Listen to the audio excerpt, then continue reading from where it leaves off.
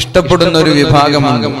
അഥവാ അള്ളാഹുവിന് ഒരാളോട് ഇഷ്ടം തോന്നിയാൽ അള്ളാഹു ആകാശ ലോകങ്ങളിലുള്ള മലക്കുകളോട് പറയും, ഇന്നാലിന്ന ഒരാൾ എനിക്ക് ഇഷ്ടമാണെന്ന്, ഇന്നാലിന്ന നാട്ടിലെ ഇന്നാലിന്ന വ്യക്തിയെ എനിക്ക് ഇഷ്ടമാണെന്ന്, അതുകൊണ്ട് നിങ്ങളും അയാളെ ഇഷ്ടപ്പെടണമെന്ന് അള്ളാഹു മലക്കുകളോട് പറയും.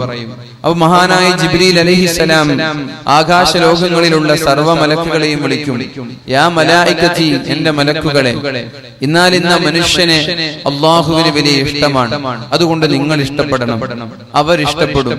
ആകാശങ്ങളിലുള്ള മലക്കുകളും അള്ളാഹുവും അവിടെയുള്ള ആത്മാക്കളും ഇന്നാലിന്ന വ്യക്തിയെ ഇഷ്ടപ്പെടാൻ തുടങ്ങിയാൽ അവർക്ക് ദുനിയാവിൽ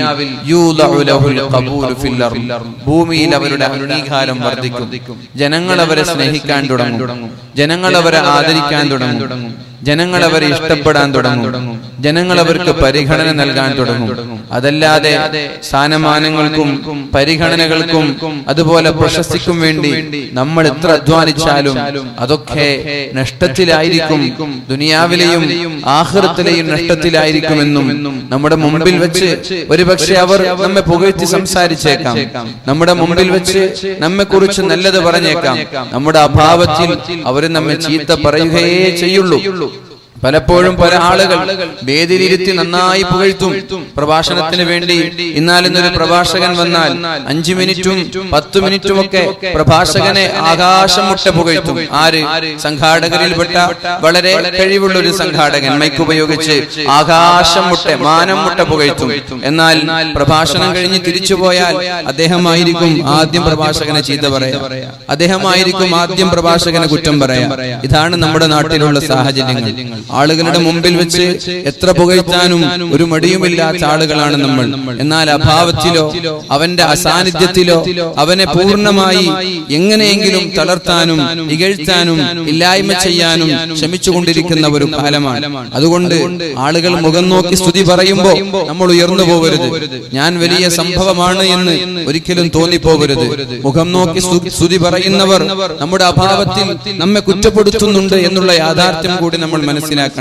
ഏതായാലും ഈ മഹത്തായ സ്ഥാപനത്തിന് വേണ്ടി കഠിനാധ്വാനം ചെയ്യുന്ന ആളുകൾ, ഞാനിവിടെ എന്റെ ഒരു സുഹൃത്തിന്റെ മൻസൂർ ഹുദവിയുടെ കല്യാണത്തിന് വന്നപ്പോ ഈ മഹത്തായ സ്ഥാപനത്തിലേക്ക് ഒന്ന് സന്ദർശിക്കാനും കാണാനും കുട്ടികളോട് സംസാരിക്കാനൊക്കെ ക്ഷണിച്ചിട്ടുണ്ട്. ഇതിനെ ആത്മാർത്ഥമായി സ്നേഹിക്കുന്ന ഇതിന്റെ കമ്മിറ്റി ഭാരവാഹികൾ അള്ളാഹു സ്വീകരിക്കട്ടെ. അപ്പൊ ഞാൻ പറയുന്നത്, നമ്മുടെ ഈ അധ്വാനങ്ങളൊന്നും നഷ്ടത്തിലാവാൻ പാടില്ല. ജീവിതത്തിലെ ഒരുപക്ഷെ കുടുംബത്തെയും മക്കളെയും സമ്പാദ്യങ്ങളെയൊക്കെ രണ്ടാം മേഖലകളിലേക്ക് മാറ്റി ആദ്യത്തെ സ്ഥാനം ഈ സ്ഥാപനത്തിന് നൽകി ആത്മാർത്ഥമായി പ്രവർത്തിക്കുന്ന ആളുകളുണ്ടാകും. അവിടെയൊക്കെ അള്ളാഹുവിന്റെ വജ്ഹ് മാത്രം ആഗ്രഹിച്ചുകൊണ്ട് അമൽ ചെയ്യണം. അല്ലാഹു റബ്ബ് സുബ്ഹാനഹു വ തആല തൗഫീഖ് നൽകട്ടെ എന്ന് ഞാൻ ദുആ ചെയ്യുന്നു. ഇഖ്ലാസും ഈമാനും ഇഹ്സാനുമുള്ള മുത്തഖീങ്ങളിൽ അല്ലാഹു നമ്മെ ഉൾപ്പെടുത്തട്ടെ എന്ന് പ്രാർത്ഥിക്കുകയാണ്. അതേപോലെ തന്നെ പരിശുദ്ധ റസൂലുള്ളാഹി സ്വല്ലല്ലാഹു അലൈഹി വസല്ലം പറഞ്ഞു, നബി തങ്ങൾ പഠിപ്പിക്കുകയാണ്, ഖൈറുക്കും മൻ തഅല്ലമൽ ഖുർആന വഅല്ലമ. നിങ്ങളുടെ നാട്ടിലുള്ള വിദ്യാർത്ഥികളിൽ ഏറ്റവും നല്ല വിദ്യാർത്ഥികൾ ഖുർആൻ പഠിക്കുന്നവരാണ്. പല മേഖലകളിൽ, ഭൗതിക മേഖലകളിൽ പഠിക്കുന്ന ഒരുപാട് വിദ്യാർത്ഥികൾ ഉണ്ടാകും. കൊമേഴ്സ് പഠിക്കുന്നവർ, സയൻസ് പഠിക്കുന്നവർ, ബയോളജി പഠിക്കുന്നവർ, കെമിസ്ട്രി പഠിക്കുന്നവർ, ബിഫാം പഠിക്കുന്നവർ, ബിസിനസ് പഠിക്കുന്നവർ, ലോ പഠിക്കുന്നവർ, അതേപോലെ ഭാഷ പഠിക്കുന്നവർ, ഇങ്ങനെ പല മേഖലകളിലും പഠിച്ചുകൊണ്ടിരിക്കുന്ന ആളുകൾ നമ്മുടെ നാട്ടിലുണ്ടാകും. ഖുർആൻ പഠിക്കുന്നവരുണ്ട്, ഫിഖ്ഹ് പഠിക്കുന്നവരുണ്ട്, അതേപോലെ ഹദീസ് പഠിക്കുന്നവരുണ്ട്. ഈ പഠിതാക്കളിൽ, ഈ വിദ്യാർത്ഥികളിൽ ഏറ്റവും നല്ല വിദ്യാർത്ഥികൾ ഖുർആൻ പഠിക്കുന്നവരാണ് എന്ന് പരിശുദ്ധ റസൂലുള്ളാഹി സ്വല്ലല്ലാഹു അലൈഹി വസല്ലം. ലോകത്തെ വിദ്യാർത്ഥികളിൽ ഏറ്റവും നല്ല വിദ്യാർത്ഥി ഖുർആൻ പഠിക്കുന്നവരാണ്. ലോകത്തെ അധ്യാപകന്മാർ, എല്ലാ മേഖലകളിലും അധ്യാപകന്മാരുണ്ട്. ആ അധ്യാപകന്മാരിൽ ഏറ്റവും നല്ല അധ്യാപകൻ ഖുർആൻ പഠിപ്പിക്കുന്നവരാണ്. ഖുർആൻ പഠിപ്പിക്കുന്ന അധ്യാപകരാണ് ഏറ്റവും നല്ല അധ്യാപകർ. അങ്ങനെ വരുമ്പോ ഏറ്റവും നല്ല സ്ഥാപനം, ഏറ്റവും നല്ല ബിൽഡിംഗ് ഏതാണെന്ന് ചോദിച്ചാൽ ഖുർആൻ പഠിക്കുകയും പഠിപ്പിക്കുകയും ചെയ്യുന്ന സ്ഥാപനങ്ങളാണ്. അങ്ങനെ വരുമ്പോ നമ്മുടെ സ്വതക്കകളിൽ ഏറ്റവും നല്ല സ്വതക്ക ഏതാണെന്ന് ചോദിച്ചാൽ ഖുർആൻ പഠിക്കുന്നവർക്ക് നമ്മൾ ചെയ്യുന്ന സംഭാവനകളാണ്. അവർക്ക് ഭക്ഷണം നൽകാൻ വേണ്ടി നമ്മൾ ചെലവഴിക്കുന്നത്, അവിടുത്തെ ഉസ്താദുമാർക്ക് സാലറി നൽകാൻ വേണ്ടി നമ്മൾ ചെലവഴിക്കുന്നത്, ഇതൊക്കെയാണ് നമ്മുടെ ജീവിതത്തിലെ ഏറ്റവും നല്ല സംഭാവനകളായി മാറുന്നത്. അപ്പൊ സ്ഥാപനത്തെ നമ്മൾ ആത്മാർത്ഥമായി സ്നേഹിക്കണം, വിദ്യാർത്ഥികൾ ആത്മാർത്ഥമായി സ്നേഹിക്കണം, അധ്യാപകർ ആത്മാർത്ഥമായി സ്നേഹിക്കണം. കാരണം ഖുർആൻ അല്ലാഹു ഇറക്കിയത് ഏറ്റവും നല്ല ഒരു വസ്തുവായിട്ടാണ്. അള്ളാഹുവിന് അങ്ങനെയാണ്, ഏറ്റവും നല്ലതിന് അള്ളാഹുവിന് ഇഷ്ടമാണ്. ഒരുപാട് ചെയ്യലല്ല, ചെയ്യുന്നത് നന്നായി ചെയ്യലാണ് അള്ളാഹുവിന് ഇഷ്ടം. ഒരുപാട് ചെയ്യുന്നവരുണ്ടാകും, പക്ഷെ കുറച്ചേ ചെയ്യൂ, അത് ഭംഗിയായി ചെയ്യും. പണ്ട് ഒരു ഉസ്താദ്, ഒരു ഗുരു തന്റെ 2 ശിഷ്യന്മാർക്ക് റൂം നിറച്ചു കൊടുക്കാൻ ₹1 കോയിൻ, ഒരു കോയിൻ 2 രൂപയുടെ 2 കോയിൻ നൽകുന്ന ഒരു കഥയുണ്ട്. ഒരു ഗുരു, ഒരു അധ്യാപകൻ, ഒരു ഉസ്താദ് തന്റെ ശിഷ്യന് 2 ശിഷ്യന്മാർക്ക് 2 മുറികൾ നൽകുകയാണ്. ആ മുറി നൽകിയിട്ട് ഓരോ കുട്ടിയുടെ കയ്യിലും ഓരോ രൂപ നൽകുന്നുണ്ട്. ഈ രൂപ ഉപയോഗിച്ച് നീ ഈ മുറി നിറക്കണം. 2 പേരോടും 2 മുറികൾ നിറക്കാൻ 2 പേർക്കും 2 രൂപ വെച്ച് കൊടുത്തു. അതിലൊരു കുട്ടി എന്ത് ചെയ്തു? രാവിലെ മുതൽ വൈകുന്നേരം വരെ കല്ലുകളും മുല്ലുകളും അതുപോലെ ചപ്പുചവറുകളും ഒക്കെയായി ഒരുപാട് കഠിനാധ്വാനം ചെയ്ത് ഒരുപാട് ചെയ്യലല്ല, ചെയ്യുന്നത് ഏറ്റവും നന്നായി ചെയ്യലാണ് കല. അത് ഇസ്ലാമിന് വലിയ ഇഷ്ടമാണ്, അത് ഇസ്ലാമിന് വലിയ ഇഷ്ടമാണ്. പരിശുദ്ധ റസൂലുള്ളാഹി സ്വല്ലല്ലാഹു അലൈഹി വസല്ലമ തങ്ങൾക്ക് അതിഷ്ടമാണ്. അതുപോലെ തന്നെ ഈ റസൂലുള്ളാഹി സ്വല്ലല്ലാഹു അലൈഹി വസല്ലമ തങ്ങളും പരിശുദ്ധ ഖുർആനും ഒക്കെ ഈ വിഷയം ഊന്നി പറയുന്നുണ്ട്. അതുകൊണ്ട് ഞാൻ എന്റെ പ്രിയപ്പെട്ട മുഅ്മിനീങ്ങളോടൊക്കെ പറയുന്നത്, ചെയ്യുന്നത് ഒരുപാട് ചെയ്യലല്ല, ചെയ്യുന്ന വിഷയം വളരെ ഭംഗിയായി ചെയ്യുക എന്നുള്ളതാണ് നമ്മുടെ മുമ്പിലുള്ള ബാധ്യത. നമ്മുടെ മഹത്തായ സ്ഥാപനം ഹിഫ്ദ് കോളേജ് ഒന്നല്ല, ഓരോ മഹല്ലുകളിലും ഹിഫ്ദ് കോളേജ് ഉണ്ട്. ഞാൻ ഇന്നലെ പെർലയിലെ ഒരു ഹിഫ്ദ് കോളേജ് ഉദ്ഘാടനത്തിന് ഇതേപോലെ പ്രഭാഷണം നടത്തുകയുണ്ടായി. അങ്ങനെ കാസർഗോഡ് ജില്ലയിൽ എണ്ണിയാൽ ഓരോ 5 കിലോമീറ്ററുകൾക്കിടയിലും ഓരോ ഹിഫ്ദ് സ്ഥാപനങ്ങളുണ്ട്. ഞാൻ ഹിഫ്ദ് സ്ഥാപനങ്ങളെ നിരുത്സാഹപ്പെടുത്തുന്ന ഒരാളാണ്. അത്തരം സ്ഥാപനങ്ങൾ ഇനി തുടങ്ങരുത് എന്ന് പറയുന്ന ആളാണ്. പക്ഷേ ഞാൻ നിങ്ങളോട് പറയാണ്, നമ്മുടെ ഹിഫ്ദ് സ്ഥാപനം വെറും ഒരു ഹാഫിലിങ്ങളാക്കി ഇറക്കുന്നതിന് പകരം ഏറ്റവും നല്ല പ്രൊഡക്റ്റിനെ പുറത്തിറക്കാൻ നമ്മൾക്ക് കഴിയണം. നിങ്ങളൊന്ന് മാറി ചിന്തിക്കണം. നിങ്ങൾ മാറി ചിന്തിക്കുകയും ഈ മഹത്തായ സ്ഥാപനത്തിലെ നമ്മുടെ വിദ്യാർത്ഥികൾ പരിശുദ്ധമായ ഖുർആനിൽ നല്ല അവഗാഹമുള്ളവരായി, അതുപോലെ തന്നെ ഒരു മിനിമം ഇംഗ്ലീഷ് ഭാഷയെങ്കിലും വളരെ ഭംഗിയായി കൈകാര്യം ചെയ്യുന്നവരായി, അതേപോലെ ഖുർആനിന്റെ അർത്ഥം അറിയുന്ന ഒരു ഹാഫിലിങ്ങളാക്കിയെങ്കിലും ഒരു 3 വർഷം കൊണ്ട് നിങ്ങൾ ഇറക്കാൻ ശ്രമിക്കണം. വെറും ഒരു ഹാഫിലാക്കി നിങ്ങൾ ഇറക്കരുത്. ഞാൻ നിങ്ങളോട് പറയാം, 3 വർഷം നമ്മുടെ മുമ്പിലുണ്ട്, അല്ലെ? 3 വർഷത്തെ കോഴ്സ് അല്ലേ? 3 വർഷം നമ്മുടെ മുമ്പിലുണ്ട്. ഈ 3 വർഷത്തെ കാലയളവിൽ ഇംഗ്ലീഷ് ഭാഷ നന്നായി കൈകാര്യം ചെയ്യുന്ന കുട്ടികളാക്കണം. അതേപോലെ ഖുർആനിന്റെ മുഴുവനും അർത്ഥമറിയുന്ന ഹാഫിലിങ്ങളാക്കി ഇറക്കണം. പിന്നെ വലിയ വലിയ കിതാബുകൾക്ക് സമയമില്ല, അത് പിന്നെ മറ്റുള്ള സ്ഥാപനങ്ങളിൽ പോയി പഠിക്കും. അപ്പൊ എല്ലാ സ്ഥാപനങ്ങളും ഒരുപോലെ ഹാഫിലിങ്ങൾ ഇറക്കി ഒരു 3 വർഷം കൊണ്ട് ഹാഫിലിങ്ങൾ പുറത്തിറങ്ങി. ആ ഹാഫിലിങ്ങളെ കൊണ്ട് സമുദായത്തിനൊരു നേട്ടം ഉണ്ടാവില്ല. ഞാൻ പോകുന്ന വിഷയം വളരെ ഗൗരവത്തോടെ നിങ്ങൾ എടുക്കണം. ഞാൻ ഒരിക്കലും ഹിഫ്ദിനെ നിരുത്സാഹപ്പെടുത്തല്ല. വെറും ഹിഫ്ദ് മാത്രം പഠിച്ച് പുറത്തിറങ്ങി മറ്റുള്ള മേഖലകളിലേക്ക് പഠിക്കാൻ പോവാതെ പിന്നെ ഇങ്ങനെ സ്കൂളിലൊക്കെ പോയി കളിച്ച് +1 +2 കഴിഞ്ഞു ചങ്ങാതിമാരുമായി അടിച്ചു പൊളിച്ച് ഇത്തരം ഹാഫിദുകളെ കൊണ്ട് സമുദായത്തിന് എന്ത് നേട്ടമാണ്? അവർ സ്വാഭാവികമായും മറന്നു പോകുമെന്നാണ്.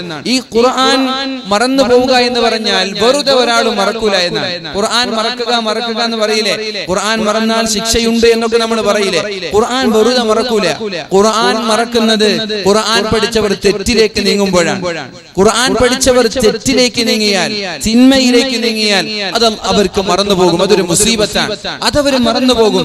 നേരെ മറിച്ച് ഖുർആൻ പഠിച്ചവർ ഖുർആൻ പഠിച്ചതുപോലെ ജീവിച്ചാൽ അവർക്കത് മറക്കൂല എന്നാണ്. പിന്നെ അവർക്ക് മറക്കണമെങ്കിൽ അവരുടെ പ്രായാധിക്യം കൊണ്ട് മറക്കണം. അത്തരം മറവിക്ക് അല്ലാഹു ശിക്ഷ നൽകുകയുമില്ല. മനസ്സിലാക്കണം. നിങ്ങളോടില്ലേ ഖുർആൻ, പരിശുദ്ധ ഖുർആൻ ആർക്കും അങ്ങനെ മറക്കൂല. പഠിച്ച ഒരാൾക്ക് ഖുർആൻ മറക്കൂല. കാരണം ഖുർആൻ മറക്കണമെങ്കിൽ ചില വൈകല്യങ്ങൾ ഉണ്ടാവണം. വൈകല്യം ഒന്ന് വാർദ്ധക്യമാണ്. വാർദ്ധക്യത്തിന് മറന്നതിന്റെ പേരിൽ അള്ളാഹു നാളെ ശിക്ഷിക്കൂല. അല്ലെങ്കിൽ വേറെ എന്തെങ്കിലും അസുഖങ്ങൾ ഉണ്ടാകണം, അങ്ങനെ മറന്നുപോയാലും ശിക്ഷിക്കൂല. പിന്നെ ഖുർആൻ മറക്കുന്നത് ഒരാൾ തെറ്റുകാരനായി മാറുമ്പോഴാണ്. തെറ്റു ചെയ്താൽ ഖുർആൻ മറക്കും. തെറ്റിന്റെ ആളുകളായി മാറിയാൽ ഖുർആൻ മറക്കും. അള്ളാഹു മറപ്പിച്ചു കളയും. അള്ളാഹു മറപ്പിച്ചു കളയും. മഹാന്മാരായ സ്വഹാബാക്കളുടെ കാലത്ത്, ഉമർ ഇബ്നുൽ ഖത്താബ് റളിയല്ലാഹു അൻഹുവിന്റെ കാലത്ത് മഹാന്മാരായ സ്വഹാബാക്കൾ യുദ്ധത്തിന് വേണ്ടി പുറത്തിറങ്ങിയതാണ്. അങ്ങനെ യാത്ര ചെയ്തുകൊണ്ടിരിക്കെ ഒരു ചെറുപ്പക്കാരനെ കണ്ടു. എവിടെ? ഒരു വീടിന്റെ കോലായിൽ ഒരു ചെറുപ്പക്കാരനെ കണ്ടു. ഈ ചെറുപ്പക്കാരൻ മുസ്ലിമായിരുന്നു, ഹാഫിലായിരുന്നു. പണ്ട് അൽ ബഖറയും ആലു ഇമ്രാനും പഠിച്ചാൽ അവരെ ഹാഫിൽ എന്നാ വിളിക്കുക. അൽ ബഖറയും ആലു ഇമ്രാനും പഠിച്ചാൽ അവരെ ഹാഫിൽ എന്നാ വിളിക്കുക. അപ്പൊ അൽ ബഖറയും ആലു ഇമ്രാനും മനപ്പാഠമുണ്ടായിരുന്ന ഒരു മുസ്ലിം ചെറുപ്പക്കാരൻ എന്ത് ചെയ്തു? ഒരു യുദ്ധത്തിന് പോയപ്പോ ശത്രുപക്ഷത്തു നിന്നുള്ള ഒരു സുന്ദരിയായ പെണ്ണിനെ കാണാനിടയായി. ശ്രദ്ധിക്കണം, സൂറത്തുൽ ബഖറയും ആലു ഇമ്രാനും മനപ്പാഠമാക്കിയ ഒരു സ്വഹാബിയാണ്. യുദ്ധത്തിന് പോയപ്പോ സുന്ദരിയായ ഒരു പെണ്ണിനെ കാണാനിടയായി. ശത്രുപക്ഷത്ത് ക്രിസ്ത്യാനിയായ ഒരു പെണ്ണ്, നസ്രാനിയായ പെണ്ണാണ്. ആ പെണ്ണിനോട് മനസ്സിൽ എന്തെന്നില്ലാത്ത പ്രേമം തോന്നി, സ്നേഹം തോന്നി. ആ പെണ്ണിനെ വിവാഹം കഴിക്കണമെന്ന് അയാൾക്ക് അദ്ദേഹത്തിന് വല്ലാതെ താല്പര്യമുണ്ടായി. അങ്ങനെ പെണ്ണിന്റെ പിന്നാലെ പോയി. ഇവിടെ യുദ്ധം നടക്കുമ്പോ ഇദ്ദേഹം പെണ്ണിന്റെ പിന്നാലെ പോയി. അങ്ങനെ പെണ്ണിനോട് പ്രപ്പോസൽ നടത്തി, എന്നെ കല്യാണം കഴിക്കുമോ എന്ന് ചോദിച്ചു. പെണ്ണ് പറഞ്ഞു, നീ കുരിശ് ധരിച്ചാൽ ഞാൻ നിന്നെ വിവാഹം കഴിക്കാം. കുരിശ് ധരിക്കണം, ഇസ്ലാമിൽ നിന്ന് പുറത്തു പോകണം, ക്രിസ്ത്യാനിയാവണം, എങ്കിൽ ഞാൻ വിവാഹം കഴിക്കാമെന്ന് പറഞ്ഞു.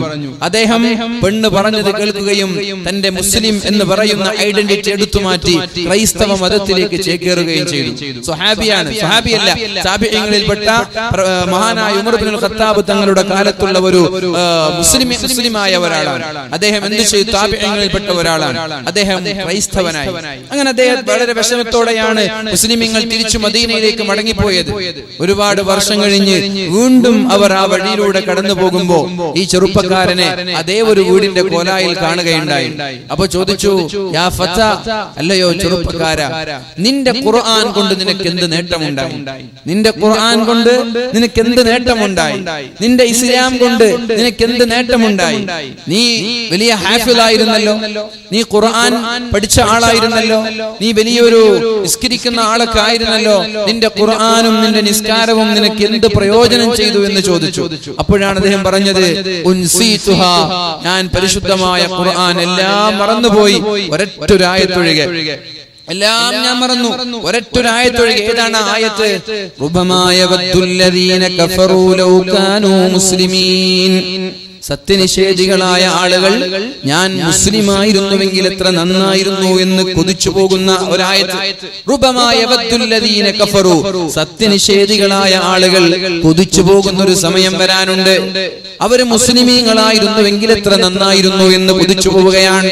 ഈ ആയത്തല്ലാതെ വേറെ ഒരു ആയത്തും എനിക്ക് ഓർമ്മയില്ല എന്നാണ് പറഞ്ഞത്. അത് ഖുർആനിന്റെ മുഅ്ജിസത്താണ്. പഠിച്ച എല്ലാ ആയത്തും മറന്നുപോയി. ആകെ മറക്കാതെ ബാക്കിയുള്ള ആയത്ത് നാളെ മഹ്ശറയിലെത്തിയാൽ ഞാൻ സത്യനിഷേധിയായതിന്റെ പേരിൽ ഖേദിക്കേണ്ടി വരുമെന്നർത്ഥമുള്ള ആയത്തായിരുന്നു അദ്ദേഹത്തിന് മറക്കാതെ ബാക്കിയായത്. ഇപ്പൊ ഞാൻ പറഞ്ഞു വരുന്നത്, ഒരാളുടെയും പരിശുദ്ധമായ